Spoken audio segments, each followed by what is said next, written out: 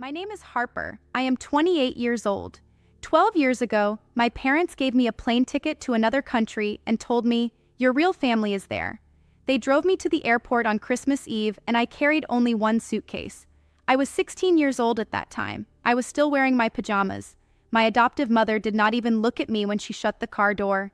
She spoke through the window and said, "Your real family is overseas. You have never truly been part of our family." After that moment, I had to build my life again from nothing. I learned a new language.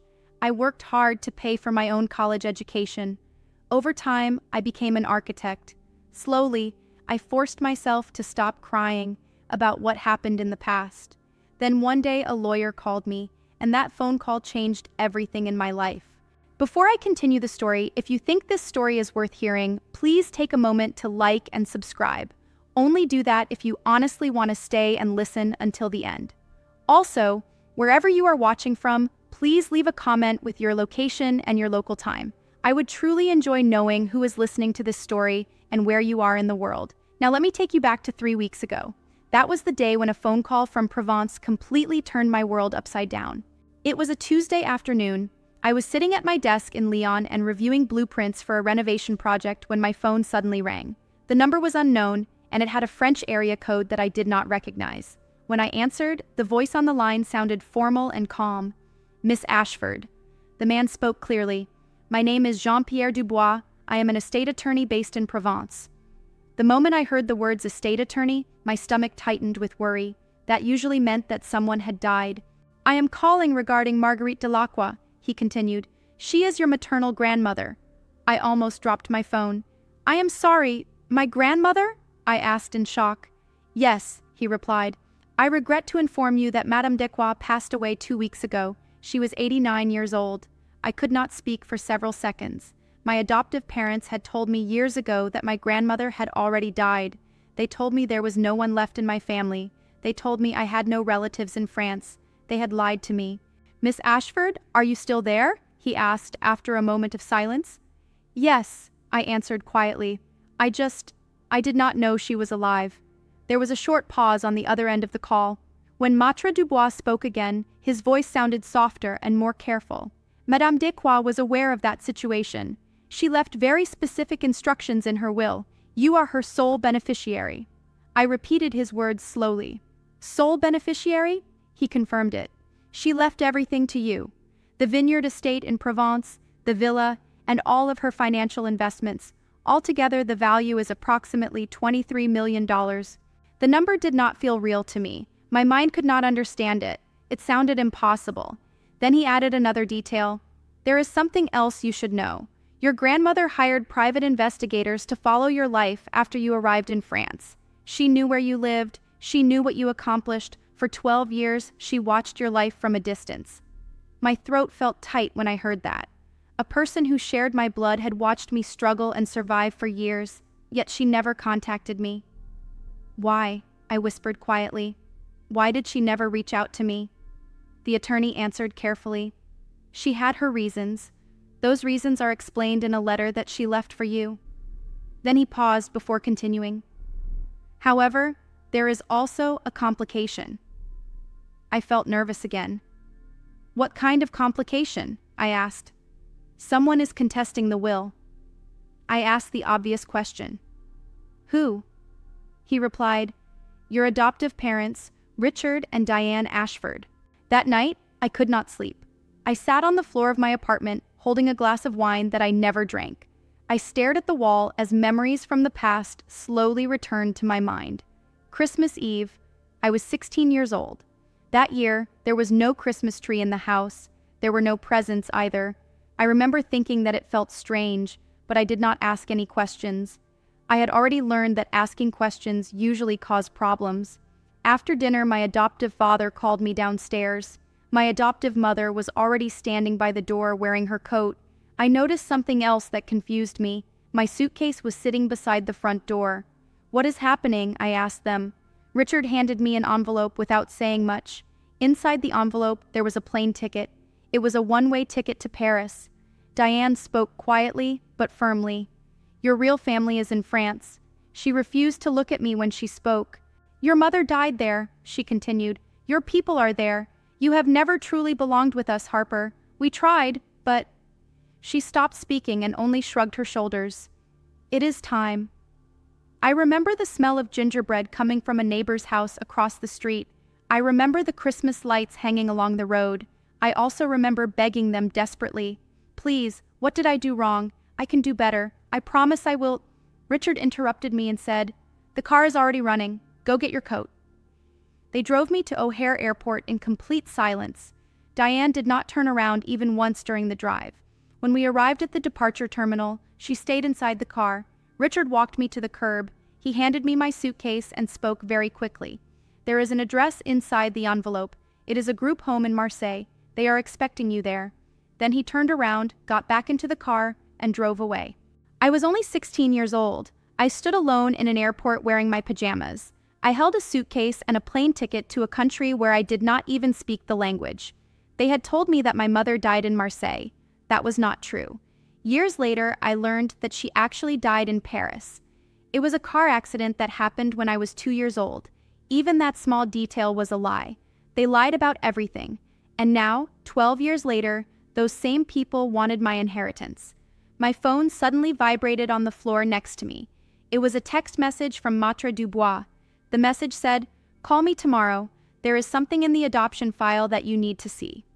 The next morning, a courier delivered a package of legal documents. I spread the papers across my kitchen table and carefully read the complaint. I read it 3 different times because I believed that I must be misunderstanding something. The title of the document read, Richard and Diane Ashford, Plaintiffs versus Estate of Margaret Delacroix. Their argument was simple and direct. They claimed that they had raised me for 13 years. According to them, they had fed me, clothed me, and paid for my education. Under certain interpretations of American family law, they argued that they had the legal right to receive a portion of any inheritance that I received while I was still a minor, or any inheritance I might have received if they had continued to maintain legal custody of me.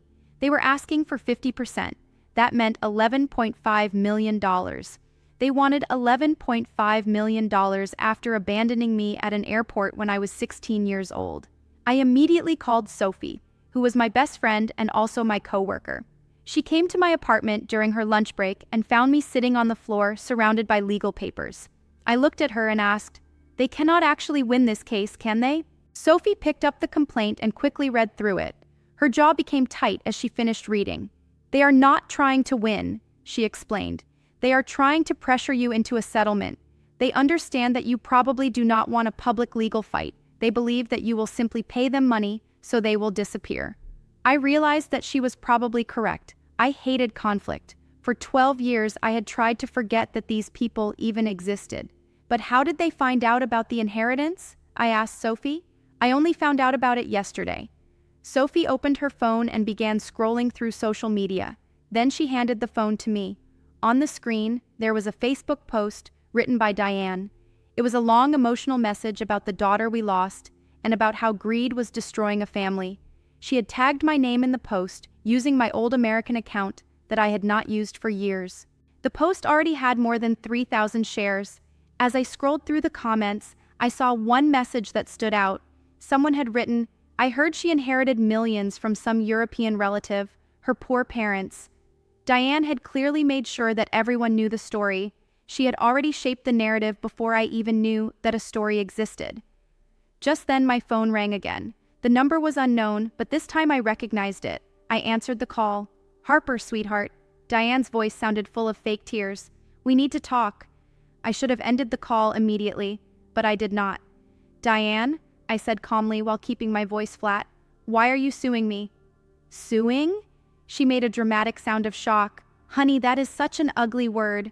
We are not suing you. We are only trying to protect what is fair for the family. I paused for a moment before asking one simple question. What family? You told me that I was never part of your family. I said the words clearly. Oh, Harper! Diane's voice broke in a very careful way, the same emotional break I remembered hearing every time she wanted something from me. You were so young back then. You misunderstood what happened. We were only trying to help you find your roots. We believed it was something you needed in your life. I heard Richard speaking somewhere in the background, but his voice sounded muffled and distant. After a moment, he took the phone. "Harper, let us not turn this into something hostile. Your grandmother, rest her soul, never truly knew our family. She did not know how much we sacrificed while raising you. If she had known that, she would have wanted us included." "You sent me away," I replied. "We sent you to discover your heritage," Richard corrected. "That is a different situation." "I was 16 years old," I said. "I did not speak any French. I ended up living in a group home." "And look at your life now," Diane interrupted as she came back onto the call. "You turned out perfectly fine. That only proves that we made the right decision for you." I started laughing without meaning to. The idea sounded unbelievable. "You are serious?" I said. "You actually believe that?" "We believe in family," Richard replied in a cold voice, "unlike some people." "Here is what I believe," I said. My voice sounded steadier than I expected. "I believe this conversation is finished. I believe your lawyers can speak to my lawyer from now on, and I believe that if you contact me directly again, I will consider it harassment. Harper, goodbye, Richard." I ended the call. My hands were shaking, but something inside me felt stronger than it had felt in days. For 12 years, I had imagined what I might say if I ever spoke to them again. Now I understood the truth. I did not have much to say to them. I did not owe them explanations. I did not owe them closure. I owed them absolutely nothing. They did not respect that boundary. 2 days later, Diane called again, but this time she used a different phone number. "Baby girl, please do not shut us out." Her voice trembled as if she were crying. "We miss you so much. All those years apart broke my heart." I sat quietly on my couch with the phone against my ear and allowed her to continue speaking. I wanted to understand exactly what kind of situation I was dealing with. "Mommy just wants to fix everything," she continued softly. "We can become a real family again. All this legal business is only paperwork. What truly matters is that we love you." "If you love me," I said slowly and carefully, "then why are you suing me?" "We are not suing you, sweetheart," Diane answered immediately. "We are protecting you. That French lawyer does not have your best interests in mind. He only cares about collecting his fees. But we know you. We raised you." Then I heard Richard's voice clearly through the speakerphone. "Harper, we should meet in person in Provence. We will fly there next week. We can sit together like a family and solve this situation without lawyers making everything worse." "Without lawyers?" I repeated. "Yes, just us," he said. "The people who truly matter." I remembered what Sophie had told me earlier. They believe you will pay them just to make them go away. "I do not think that is a good idea," I answered. "Why not?" Diane asked. For a brief second, her voice became sharp before she quickly softened it again. "Honey, we are your parents. You can trust us. You drove me to an airport while I was wearing my pajamas and left me there," I replied. For a moment, there was complete silence. Then Richard spoke again. "You are remembering that situation incorrectly. You wanted to go. You were curious about France." "I was crying," I said firmly. "I begged you not to leave me." "Children cry about everything," Richard replied coldly. "I am not a child anymore," I interrupted him. "And I am not remembering it wrong." Diane made a quiet sound of hurt. "You are breaking my heart, Harper. You broke mine first." Then I ended the call again. Later that afternoon, I called Maitre Dubois. "They want to meet in Provence," I told him. "They said they want to talk without lawyers. They called it a family discussion." "Absolutely not," he replied immediately in a firm voice. "That is a negotiation tactic. They want to pressure you into agreeing to something before you fully understand your legal position." "I thought so," I answered. "Miss Ashford, Harper," he continued carefully, "there is something else that I need to tell you. I have been reviewing the adoption records. Your grandmother requested copies of those records years ago." I sat down slowly. "What did you find?" "Richard Ashford worked in banking during the early 2000s, he explained. Specifically, he handled international wire transfers for high-net-worth clients. He paused for a moment before continuing, including the Delacroix family. The room seemed to tilt slightly around me. "He knew about my grandmother before they adopted me?" "It appears that way," Maitre Dubois said. "I cannot prove intent yet, but the timeline raises serious questions." I thought about the past 13 years of my childhood. Birthday cards signed with the words, "Love, Mom, and Dad." Years of being told that I was lucky because they had chosen me. Years of feeling that I owed them gratitude that I could never fully repay. Was any of it real? I whispered. I do not know, Maitre Dubois answered gently, but I have spoken with someone who might help us understand more. I have a contact, a social worker in Chicago who handled adoptions during that time. She is retired now, but she kept copies of her records. She has been following the news coverage about this lawsuit. News coverage? I asked in surprise. Diane Ashford has been very active on social media, he explained. Several local news outlets in the United States have already reported the story. He paused before adding, the general angle is an ungrateful daughter abandoning loving parents. My stomach turned when I heard that description. The social worker contacted me directly, he continued. She told me that she has information and that she is willing to share it. What kind of information? I asked. She did not explain the details, he said, but she used an interesting phrase. She said that she wants to make things right. That same night, I received an email from a woman named Claire Donovan. The subject line said, I am sorry that I did not speak sooner. However, before I could respond to the message, something unexpected happened. I was sitting in Maitre Dubois' office in Aix-en-Provence, reviewing legal documents when his assistant knocked on the door. There are people waiting in the lobby, she said. They claim they are your parents. My blood immediately felt cold. Tell them to leave, I said quietly. They are refusing, she replied. They also brought a young woman with them. They said they will not leave until you speak with them. Maitre Dubois looked at me carefully. You do not have to do this, he said. I know, I replied as I slowly stood up, but I need to see their faces. I need to understand what I am dealing with. We walked together toward the lobby. They were standing there waiting. Richard wore a pressed blazer and looked as if he had just finished a round of golf. Diane wore a floral dress and kept touching her eyes with a tissue. Standing beside them was a young woman that I barely recognized. Megan. She was the girl they adopted 2 years after they adopted me. She was the child who received piano lessons, summer camps, and a bedroom upstairs instead of one in the basement. She had grown up. I calculated her age quickly. She must be about 24 now. She looked nervous. Harper! Diane rushed forward toward me with her arms open. I stepped backward immediately. Do not touch me. She froze where she stood, her face twisted with fake sadness. Baby? I am not your baby, I said firmly. I am not your daughter. I am not anything to you. Richard placed his hand on Diane's shoulder and looked directly at me. Harper, he said calmly, there is no need for hostility. We traveled all this way to see you.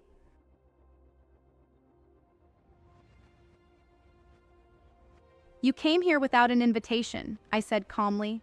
You are interfering with an ongoing legal process, and you also brought... I stopped speaking and looked directly at Megan. Why are you here? Megan spoke softly. Her voice sounded uncertain and nervous. They told me that you might want to meet me, she said. They said maybe we could become sisters. Something tightened painfully inside my chest. None of this situation was her fault. She had nothing to do with what happened years ago. You are not part of this situation, I told her as gently as I could. This conflict has nothing to do with you. Diane suddenly began crying even louder. She turned dramatically toward Maitre Dubois. Do you see this? She said loudly. Do you see what she has become? We lost our daughter. Maitre Dubois looked at her with a calm and steady expression. Madame Ashford, my client has clearly asked you not to touch her. I strongly suggest that you respect that boundary. Boundary? Richard said with a dismissive scoff. Families do not have boundaries. Mine does, I replied firmly. A few minutes later, building security escorted them out after Richard raised his voice in the lobby.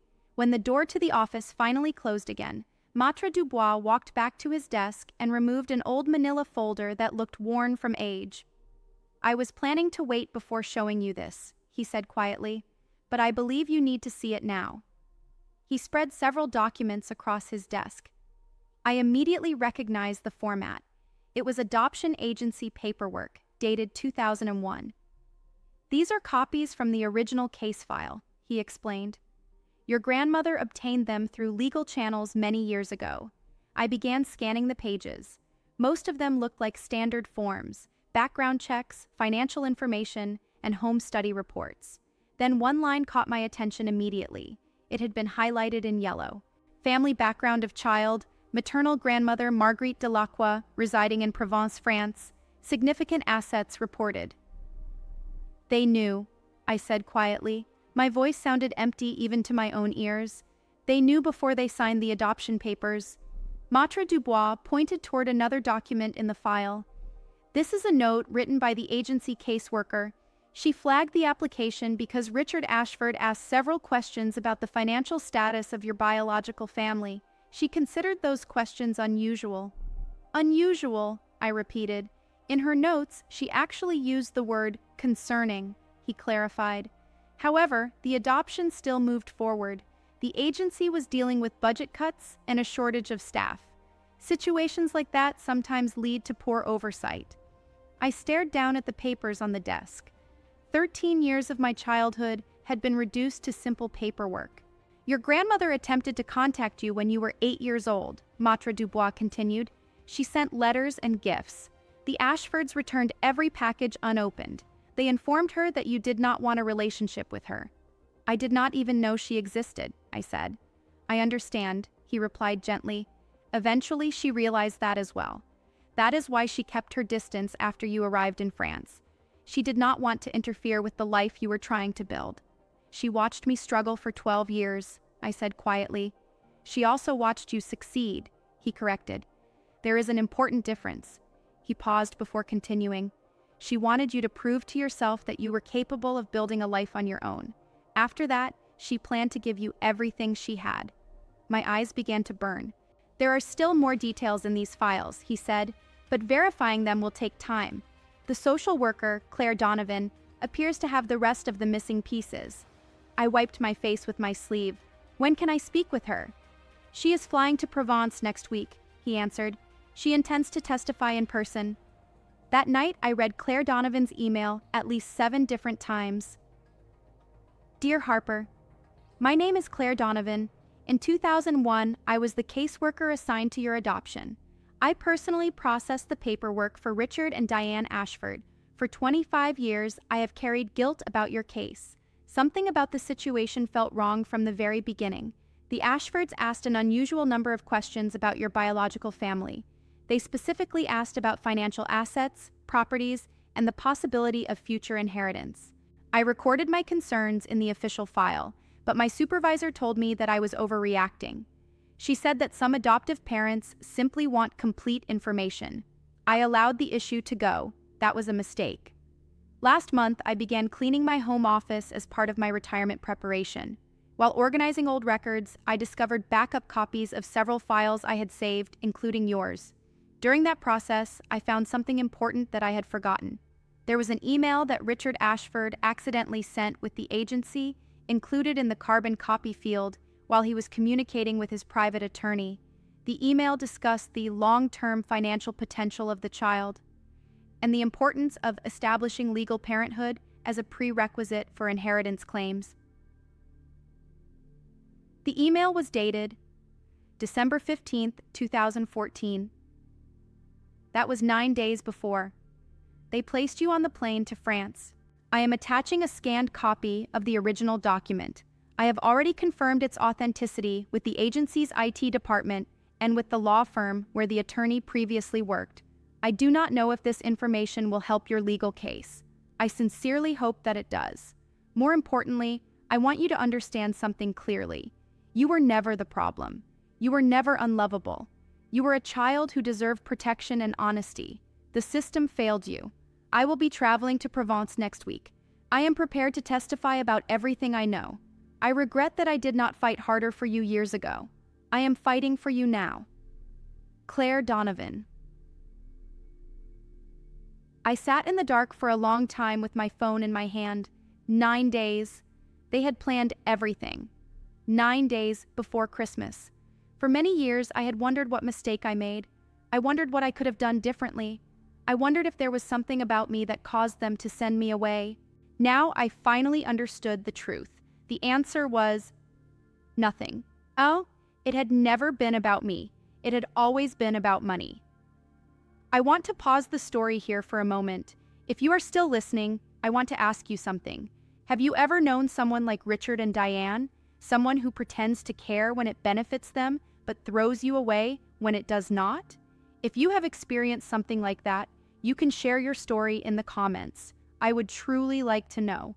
And if you want to hear what happened when everything finally became public, when they had to face the truth in front of witnesses, press the like button so I know you are still following this story. Now I will continue. Before the official mediation hearing, the Ashfords requested what they called a family meeting. Maitre Dubois advised me not to attend, but I agreed under very strict conditions. The meeting had to take place in a public location, witnesses had to be present, and there would be no private conversations. They selected a cafe in the center of Aix-en-Provence. When Sophie and I arrived, I immediately understood their strategy. Richard had invited an audience. 4 well-dressed American men were seated at nearby tables. Their positions looked too carefully arranged to be accidental. I assumed they were business associates. They would later be able to claim that they witnessed Harper Ashford acting cold and unreasonable toward her loving parents. Diane noticed me first. She was wearing a soft cream-colored cardigan that gave her a warm maternal appearance. Her eyes already looked wet with tears. "Harper, thank God," she said emotionally. She reached across the table to hold my hand. I did not give it to her. Richard moved directly to the subject. "We spoke with our lawyers," he said calmly. 40%, that is a fair compromise." 40% of something you are not entitled to," I replied. 40% of what we earned," he corrected. His voice remained controlled, but his jaw tightened. "We raised you for 13 years. Do you have any idea how much that cost us?" "I did not realize parenting came with an invoice," I said. Diane made a small, injured sound. "We sacrificed everything for you. Richard even declined a promotion so he could spend more time at home." I remembered the bedroom I had in their basement. I remembered Megan's bedroom upstairs with the large bay window and the walk-in closet. "Is that the story you told yourselves?" I asked quietly. "It is the truth," Richard insisted as he leaned forward. "Your grandmother never understood our situation. If we can all sit down together and discuss it calmly, perhaps the lawyer will understand that family should come before paperwork." One of the American men sitting nearby nodded with approval. I looked at Richard. Then I looked at Diane. Finally, I looked at the carefully positioned audience around us. "You planned this," I said quietly. "You wanted witnesses. You wanted people to watch me refuse." Richard's smile did not change. "I wanted people to see who you really are," he replied. "Good," I said as I slowly stood up. "Then let them watch." Diane also stood up. Her voice suddenly became louder so that the surrounding tables could clearly hear her. "You all need to understand something," she announced dramatically while pressing her hand against her chest. "We rescued this girl. Her mother was a drug addict who died on the streets. We gave Harper everything. A home, an education, a future, and this is how she repays us," Diane said loudly, pressing her hand to her chest. The cafe fell silent. Heads turned to watch. I felt Sophie tense beside me, her hand gripping mine. "My mother was a schoolteacher," I said calmly, my voice shaking slightly. "She died in a car accident when I was 2. She was sober her entire life. That is the truth." Diane's eyes sparkled with tears, but her expression was calculated. "But we saw the records," she said. "We know what kind of family you come from." Richard leaned forward, voice heavy with carefully rehearsed sorrow. "Harper has always had issues. We tried therapy, we tried everything, but some children," he shook his head. "Blood will tell." The American men nearby murmured in agreement. One even patted Diane's arm. I froze. The lies were so enormous, so shameless, that I could hardly breathe. Then a voice cut through the tension. "I do not know who you people are," said an older French woman who had risen from her table near the window. Her accent was thick, her face full of disgust. "But if this is how Americans speak publicly about their children to strangers, then I am ashamed for you." The cafe fell silent once again. Diane's face flushed red. I looked at her and finally saw the truth behind the performance. The panic, the calculation, the fake tears. "I am done here," I said. "The next time we speak, it will be in front of a mediator, and I will have documentation that proves everything you just said is a lie." Richard's fixed smile faltered. "Documentation?" "Letters, records, emails," I said, my voice calm but firm. "You should have been more careful about who you CC'd." I walked out before they could respond. I made it 3 blocks before my legs gave way and I started shaking. Sophie grabbed my arm and guided me into a quiet alley. I leaned against the stone wall, breathing hard. They called my mother a drug addict, I whispered, voice breaking. She was a teacher. She taught second grade. I know, Sophie said, her hand warm on my shoulder. They are desperate. That is what desperation looks like. It looks like cruelty. It looks like people who know they are going to lose. I wiped my face with the back of my hand. The anger inside me flared, hot and clear, burning away the shock. I want to destroy them, I said quietly. Sophie studied me. Do you? Or do you want them to face consequences? I thought about it. Real consequences. Yes, I said finally. I want them to answer for what they did in front of witnesses with evidence on the record. Then that is what we will do. She pulled out her phone. I'm calling Maitre Dubois. We are moving up the mediation. That night, alone in the small apartment that came with the estate, I called Maitre Dubois myself. The email from Claire Donovan, I said. The one Richard sent to his attorney. Can you verify it independently? I already have, he said. The metadata checks out. The law firm confirmed their records match. Harper, he said after a pause, this email proves premeditation. They plan to use you as a pathway to your grandmother's money. When that failed, they discarded you. Now that she has passed and the money is accessible, they are trying again. Will it hold up in mediation? I asked. It will do more than that, he said. For the first time, I heard something like satisfaction in his voice. Your grandmother also left a letter to be read at the hearing. I think you will find it illuminating. What does it say? The full truth, he said. Everything they tried to hide. The mediation was held in a small hearing room at the Aix-en-Provence courthouse. High ceilings, tall windows, the French coat of arms mounted behind the mediator's bench. Sophie and I arrived early. We sat on one side of the U-shaped table arrangement. Maitre Dubois was beside me, his files stacked neatly. The Ashfords arrived 5 minutes late, a deliberate power move, I assumed. Richard walked in with the confidence of someone who believed he owned the room. Diane's tears were fresh and glistening. Their attorney, a sharp-faced man from a U.S. firm with a Marseille branch, carried an oversized briefcase, but I barely noticed him. My attention went straight to Claire Donovan. She was smaller than I imagined, gray-haired, maybe in her late 50s, wearing a simple navy blazer. When our eyes met, she nodded once, steady, certain. She had flown across an ocean to be here, for me, a child she had processed 16 years ago and never forgotten. Are all parties present? The mediator asked. She was a woman in her 60s, crisp, no nonsense. Nameplate read, Judge Morrow. Present for the petitioners, said the Ashfords' attorney. Present for the respondent, Maitre Dubois replied. Judge Morrow reviewed her notes. This mediation concerns the contested estate of Margaret Dequa. The petitioners claim a right to inheritance based on their status as adoptive parents of the sole beneficiary. She looked up sharply. Mr. Ashford, Mrs. Ashford, before we proceed, I have a simple question. Prior to adopting Harper Ashford, were you aware of the existence and financial status of her biological grandmother, Margaret Dequa? The room fell completely silent. Richard's smile stayed fixed, but I could see a flicker behind his eyes. Absolutely not, he said. We had no knowledge of— Thank you, Judge Morrow said, making a note. She turned to Maitre Dubois.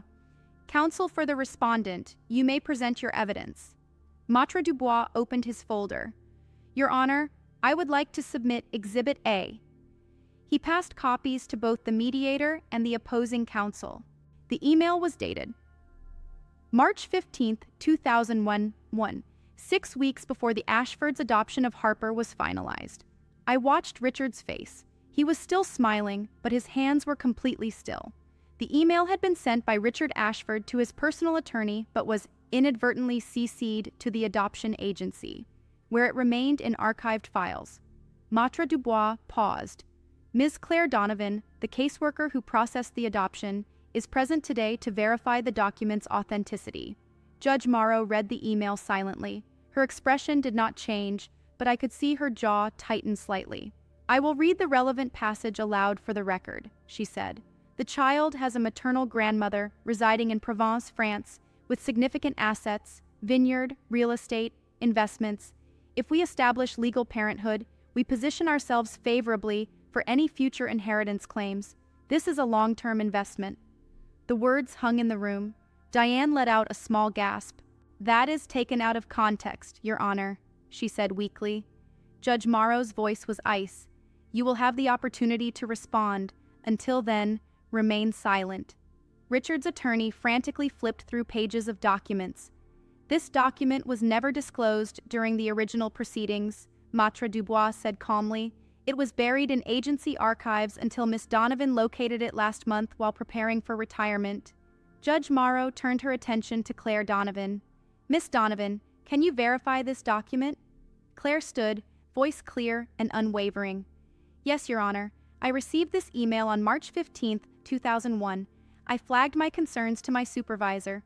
I was instructed to proceed with the adoption anyway. I have regretted that decision for 16 years. I heard Diane start to cry. Real tears this time, or at least different ones. Richard's smile was gone. Maitre Dubois reached into his briefcase and withdrew a sealed envelope.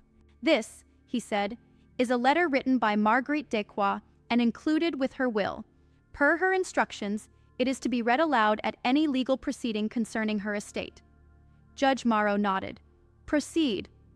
Maitre Dubois broke the seal and began reading. "My dearest Harper, by the time you hear this, I will be gone.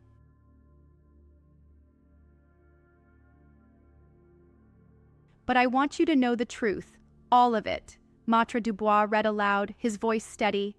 "I stopped breathing, every word cut through me. I knew about you from the day you were born," the letter continued. "Your mother, my daughter Elise, sent me photographs every week. When she died in the accident, I was devastated. I wanted to raise you myself, but I was 71 and living in another country. The American authorities said a grandmother overseas was not a suitable guardian." Diane made a strangled sound. Richard's gaze was fixed on the table. "When the Ashfords adopted you, I was hopeful. I wrote letters. I sent gifts. Every single one was returned unopened. They told me you wanted nothing to do with me. I believed them, until I learned otherwise." My chest ached. "In 2014, your adoptive parents contacted me directly. They asked for money. They said if I did not pay them to continue supporting you, they would send you back to the foster system. I refused. I believed they were bluffing." Maitre Dubois paused, his voice softening. 9 days later, they put you on a plane to France. You were 16 years old. You had nothing. I watched you arrive at the group home in Marseille. I watched you learn French, find work, put yourself through school. I wanted so badly to reveal myself, but I thought, if she can do all this alone, she must not need an old woman complicating her life. I was wrong. I should have come to you sooner. I hope this inheritance is some small compensation for all the years I stayed silent. But more than money, I want you to know you were never unwanted. You were loved from afar, imperfectly, but completely, always." The room was silent. Then Richard exploded. "This is hearsay," he shouted, shoving back from the table. "That woman was senile. She didn't know what she was writing. We never—" "Mr. Ashford," Judge Morrow's voice cut through like a blade. "Sit down. You cared for that child for 13 years. You have the right to remain silent, which I strongly suggest you exercise." Diane was sobbing openly now, her makeup ruined. "We loved her. We did. Whatever mistakes we made, mistakes—" I spoke before I could stop myself. "You contacted my grandmother and demanded money. When she refused, you abandoned me. That is not a mistake. That is a transaction." "You don't understand," Richard shouted, desperation creeping into his voice. "We were in debt. We needed—" His attorney grabbed his arm. "Stop talking." But he pulled away. "She owes us. We gave her everything." "You gave me nothing," I said, standing tall. My voice was steady. "You used me. When I stopped being useful, you threw me away. And now you want to profit from my grandmother's death, a woman you prevented me from ever knowing." A small voice cut through the chaos. "It's true." Everyone turned. Megan had stood up from her seat behind her parents. Her face was pale, but her voice was calm. "I heard them," she said. "Years ago, I was maybe 12. They were fighting about money, and Dad said she swallowed. He said Harper was a losing bet. He said they should have cut their losses sooner." Diane's face went white. "Megan, sweetheart, you don't know what you're saying." "I know exactly what I'm saying," Megan said firmly, looking at me. "I'm sorry, Harper. I should have said something sooner. I was scared. No, Dad, Richard warned. Megan shook her head. I'm done being scared of you. Judge Morrow waited for the room to settle. Her face was unreadable, but I noticed she had not once shown Richard or Diane any sympathy. I've heard enough, she said finally, folding her hands. The claim brought by Richard and Diane Ashford is rejected in its entirety. Diane let out a sound somewhere between a wail and a sob. Richard's attorney opened his mouth to object, but the judge raised her hand. The evidence presented today demonstrates that the petitioners adopted Harper Ashford with the explicit intention of accessing her biological family's wealth. When that plan failed, they terminated their parental responsibilities and abandoned a minor child in a foreign country. This is not a family dispute. This is attempted fraud. Richard's face had gone gray. Your Honor, I am not finished, he muttered. Judge Morrow's voice hardened. The petitioners will bear all legal costs for both parties. Furthermore, this case file will be referred to the appropriate authorities for investigation into potential adoption fraud and child abandonment. This mediation is concluded. She gathered her papers. Ms. Ashford, you are the sole and rightful heir to Margaret Daqua's estate. I suggest you retain competent counsel to manage the transition. A ghost of warmth crossed her face. Your grandmother would be proud of you. Then she was gone. Diane rushed toward me, arms outstretched. Harper, please, we can work this out. I'm your mother. I stepped back.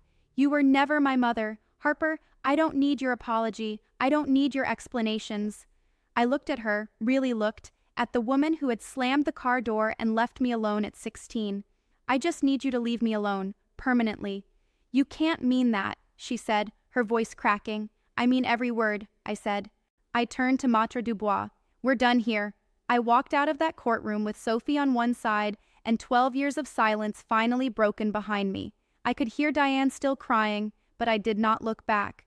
Let me pause the story here. If you were in my position, what would you have said to Richard and Diane? Would you have tried to forgive them? Would you have wanted a public apology or some form of justice? I'm genuinely curious. Leave your answer in the comments. And if this story has meant something to you, share it with someone who needs to hear it. You might be the reason they find the strength to set their own boundaries. 3 days later, a French journalist who had been in the courthouse covering another case began investigating. Her article first appeared in a regional paper, then was picked up by larger outlets. Headline: American couple sues adopted daughter for inheritance. Court reveals 16-year fraud scheme. Sophie texted me the link with a single message. You might want to sit down. Within a week, the story crossed the Atlantic. American news sites ran their own versions. Parents accused of adopting child as long-term investment. Couple abandons teen at airport, returns years later to claim millions. Diane's Facebook went dark. Richard's LinkedIn profile disappeared. Someone dug up their country club membership and reported they had been asked to resign. The comments were brutal. Thousands of strangers calling them frauds, abusers, monsters. Part of me felt something like satisfaction. A larger part of me felt hollow. They're getting what they deserve, Sophie said when she saw my face. Maybe, I replied, staring at my phone. But this doesn't fix anything. My grandmother is still gone. I still grew up thinking no one wanted me. That's true, Sophie said, sitting beside me. But now the world knows the truth. That matters. It did matter. I just wasn't sure how I was supposed to feel yet. A week after the article went viral, an email arrived from Claire Donovan. Harper. The Child Welfare Office in Illinois has opened a formal review of the Ashfords' adoption case. They are investigating whether fraud occurred during the application process. I've submitted all my documentation. This won't undo what happened to you, but maybe it will prevent it from happening to someone else. I'm rooting for you. Claire. I read the email twice. Then I closed my laptop and walked outside, looking at the vineyard, my grandmother's vineyard, mine now. Somewhere in America, Richard and Diane were watching their reputation collapse. I felt nothing, and I realized that was its own kind of freedom. Diane called one last time. I almost didn't answer, but curiosity, or maybe the need for closure, made me pick up. Her voice was different this time. No tears, no performance, just cold. I hope you're satisfied, she said slowly, like every word cost her. You've destroyed this family, everything your father and I built, gone, because you couldn't just be grateful. Grateful for what? I asked. For a home? For parents? For 13 years of our lives? I sat on the stone wall outside the villa, letting the evening sun warm my face. Diane, you didn't give me a home, you gave me a basement room. You didn't give me parents, you gave me investors who expected returns. And you didn't give me 13 years, you gave me 13 years of waiting for the other shoe to drop. I just didn't know what it was until now. You're going to regret this, she snapped. You'll end up alone. No family, no one who really knows you, just money and strangers. Maybe, I said softly, watching a bird land on the vineyard fence. But I'd rather be alone by choice than surrounded by people who only keep me around when it's profitable. Silence on the line. You were never an easy child, she said finally. I should have known you'd turn out like this. Like what? I asked. Successful, independent, unwilling to be manipulated.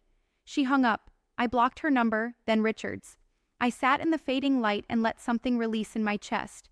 The tension I'd carried so long I'd forgotten it was there.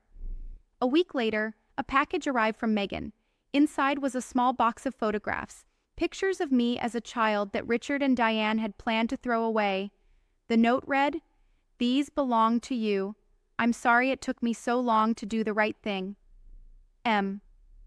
I held the photos for a long time, then put them somewhere safe. 3 months later, I moved into the villa. It wasn't dramatic.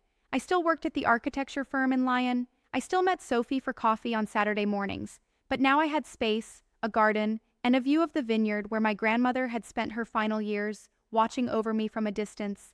I used part of the inheritance to establish a scholarship fund for young people aging out of foster care, naming it after my mother, Elise Dequa, the school teacher I never knew. The rest I invested carefully, not because I needed $23 million, but because I wanted it to last, to matter, to become more than just money in an account.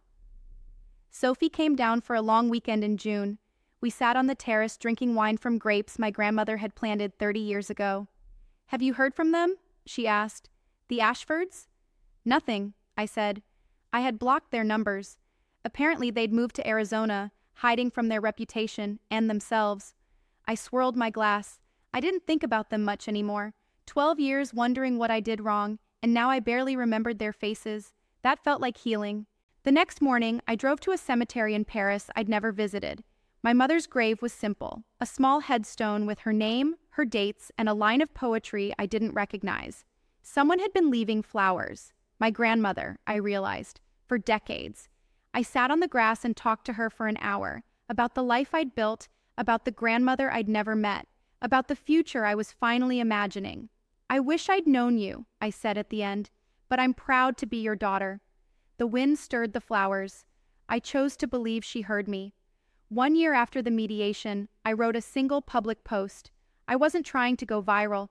I just needed to say it clearly, on my own terms. A lot of people have asked about my story. Here's the short version. I was adopted at 3, abandoned at 16, and spent 12 years building a life from nothing. Then I inherited money from a grandmother I never knew, and the people who abandoned me tried to take it. They failed. But this isn't a revenge story. I don't hate Richard and Diane Ashford. Hating them would mean they still had power over me. They don't. They lost that power when I stopped letting their definition of family determine my worth. Here's what I've learned. Family isn't who raised you. Family is who shows up, who stays. Boundaries aren't punishment. They're protection. Being alone by choice is better than being with people who only want you when you're useful. I'm not looking for sympathy. I'm not looking for attention. I just want anyone who needs to hear it to know you are not defined by the people who failed you. You are defined by who you choose to become. The post was shared over 50,000 times. I stopped counting after that. A month later, Megan sent me another message. She had moved out of her parents' house, was working, going to therapy, trying to understand the family she grew up in. "I know we're not really sisters," she wrote, "but I'd like to be friends someday, if you're open to it."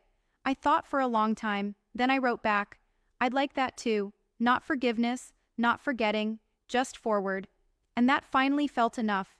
If there's one thing I've learned, it's this. You don't owe anyone loyalty just because they have a title, mother, father, family. Those words mean nothing without actions. Setting boundaries isn't selfish, it's protecting your peace. And sometimes the bravest thing you can do is walk away from people who only see you as a means to an end. If you've been through something similar, if you've had to choose yourself over people who were supposed to love you, I want to hear from you. Drop a comment, tell your story.